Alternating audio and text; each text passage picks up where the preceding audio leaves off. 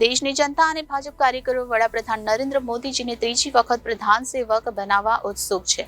અબકી બાર 400 પાર સાથે મોદીજીના નેતૃત્વમાં નવો રેકોર્ડ બનશે તેમ ભરૂચ લોકસભા બેઠકની ચૂંટણી મુલાકાતે આવેલા મધ્યપ્રદેશના નાયબ મુખ્યમંત્રી રાજેન્દ્ર શુક્લે વિશ્વાસ વ્યક્ત કર્યો હતો. ભરૂચ લોકસભા મધ્યસ્થ કાર્યાલય ખાતે શનિવારે ચૂંટણીલક્ષી બેઠકો પૂર્વે તેઓએ રાત્રે શહેર અને જિલ્લાના પ્રબુદ્ધ ગણ્ય નાગરિકો સાથે અભયસિંહ રાઠોડના નિવાસસ્થાને મુલાકાત કરી ચૂંટણીલક્ષી ચર્ચા પરામર્શ કરી હતી. આજે ભરૂચ લોકસભા મધ્યસ્થ કાર્યાલય ખાતે એમપીના ડેપ્યુટી સીએમ સાથે લોકસભા ક્લસ્ટર પ્રભારી અને પૂર્વ ગૃહમંત્રી પ્રદીપસિંહ જાડેજા પણ ઉપસ્થિત રહ્યા હતા.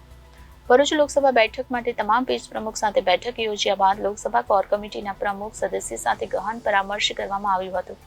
જે બાદ લોકસભા ચૂંટણી સંકલન સમિતિની બેઠકમાં પણ જરૂરી માહિતી મેળવવા સાથે ચર્ચા પરામર્શ કરી માર્ગદર્શન અપાયું હતું.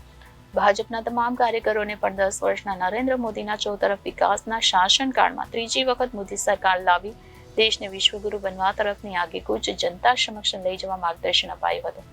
બેઠકોના ધમધમાટમાં સંગઠન પ્રભારી અશોક પટેલ, લોકસભા સંયોજક યોગેશ પટેલ, ભરૂચ જિલ્લા ભાજપ પ્રમુખ મારુતિસિંહ અટોદરિયા, નર્મદા પ્રમુખ ઘનશ્યામ પટેલ, ધારાસભ્ય અંકલેશ્વરના ઈશ્વરસિંહ પટેલ, ભરૂચના રમેશ મિસ્ત્રી, જંબુસરના ડી.કે. સ્વામી, ઝઘડિયાના રીતેશ વસાવા, મહામતને નીરલ પટેલ, વિનોદ પટેલ, ફતેહસિંહ ગોહિલ, જિલ્લા પંચાયત પ્રમુખ મહેન્દ્ર વાસંદિયા, યુવા પ્રમુખ સહિત સંગઠનના હોદ્દેદાર અને અપેક્ષિતો જોડાયા હતા.